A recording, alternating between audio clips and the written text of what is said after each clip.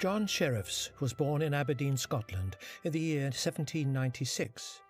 He married Isabella Gill on December the 20th, 1817, and fathered 6 children, 5 of which were born in St Nicholas, Aberdeen. 1828 was a changing of times. Scottish tenant farmers had been moved from the estates, relocated to poorer holdings, often near the coast, where the main livelihood was kelping.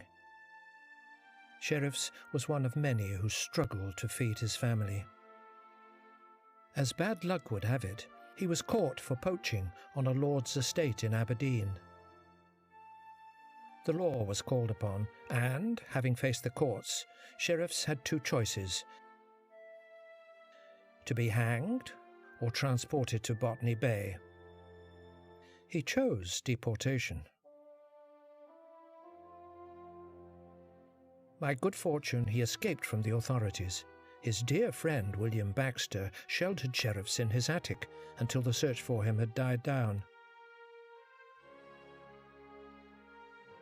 Hearing of a vessel in port from Halifax, Canada, Mr. Baxter made arrangements with the captain of the ship to convey young Sherriffs to Nova Scotia. Dressed in Mrs. Baxter's clothes, Mr. Baxter conducted the young man down to the vessel and put him in the care of the captain.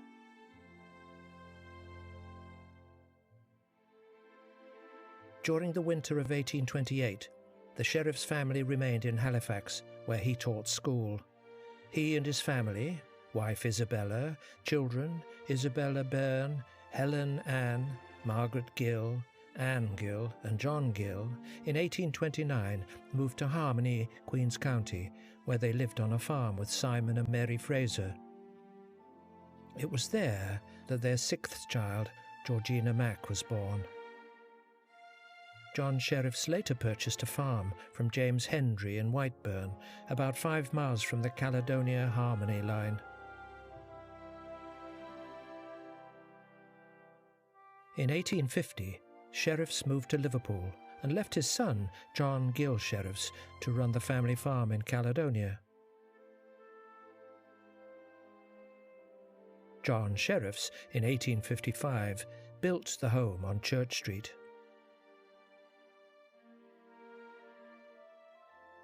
In that same year, he rented a small office from Mrs. Susan McLean and John W. Scott at the corner of Main Street and Church Lane to do bookkeeping and accounting. From 1855 to 1860, John Sherriffs was in a partnership with his son-in-law, Arad Beals, where they jointly operated a butcher shop. During that time, Sherriffs was employed as a magistrate. It was reported that on April the 7th, 1859, 6 persons were brought before Justice John Sherriffs. The charge was rum selling. The 3 culprits promised the court that they would give up their business venture and were let off with fines, one with a fine of £5 and another was fined £20. The third was acquitted. On January the 26th, 1860, the Liverpool newspaper reported, "Alan Parsons falls off McLaren's Wharf and is drowned." Also on that day, the office of John Sherriffs was burglarised and all his books and papers were thrown into the dock. Another transcript from the Liverpool newspaper reads, 18th of October, 1860. John Sherriffs has moved his office to Main Street, 2nd floor of Mr. Golding's, where, in addition to his office, he will keep a small but selected assortment of flour, cornmeal and groceries, which he will sell for cash only. Sherriffs had his hand in many things, never missing out on an investment opportunity, even mining. October the 10th, 1861, Owen's Gold Mining Company formed in Liverpool with £4,000, John Sherriffs as vice president. On April the 27th, 1866, tragedy struck the Sherriffs family.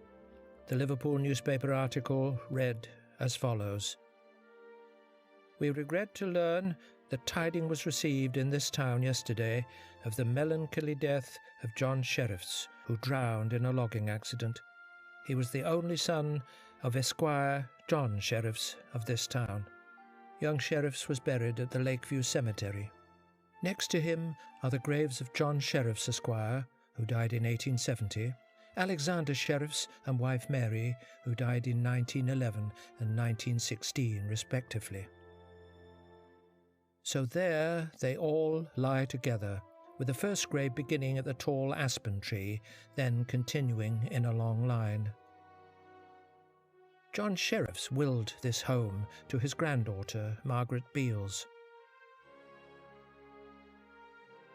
Following that, Sherriffs House was transferred to many hands.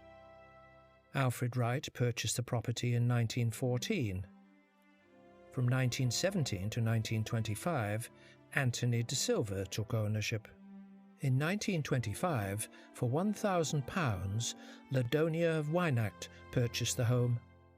Then, on August 8, 1926, Seaman Wynacht died at sea when two ships, the Sylvia Mosher and the Sadie A. Nickel, ran aground and sank during a gale off the shores of Sable Island, Nova Scotia.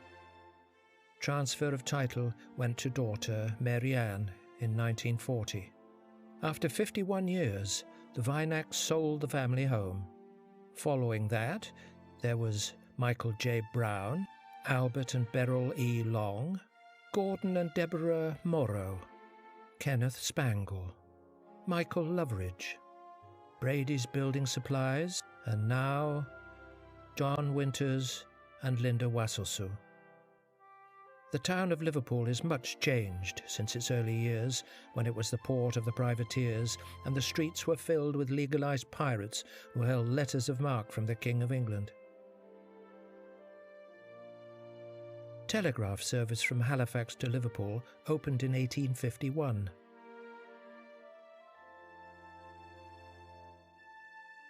And in 1893, Western Shore stage route began service carrying Her Majesty's Daily Mail between Halifax and Yarmouth, while en route stopping in Liverpool.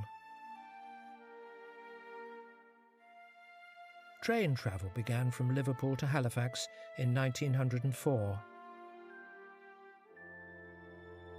In 1942, the steamship Saxe Gautier made a stop in Liverpool while travelling from Halifax to Yarmouth. In that same year, passenger and commercial vehicles were required by law to be registered. Liverpool, Nova Scotia made their headlines when, in February 1942, the people of the town prepared an emergency hospital facility inside the high school's basement. The British steamer Empire Sun was torpedoed by a German U-boat. In 1947, Queen's County received a budget of £1,500 for roads and bridges. Railway passenger service along the South Shore from Halifax to Liverpool had been terminated in October 1970, and the following year the Royal Mail made its final delivery. In 1850, when John Sherriffs came to Liverpool, it was one of Canada's busiest seaports. The wooden shipbuilding industry has long since disappeared, and the Bowater paper mill, founded in 1929 and once the main employer of the town, has closed its doors. Now the sun-dappled streets are quiet, apart from the sound of children's laughter and the rustle of leaves as a sea breeze sweeps along the Atlantic shores, which blends with the trill of birdsong. This gem of a place is tucked away on Nova Scotia's south shore. It's a serene place where people come to visit, to take in a pint or a seafood dinner. But most of all, it's where they can escape the hustle and bustle of the modern world. And it's a place where retirees come to live. If only John Sherriffs Esq could see it now.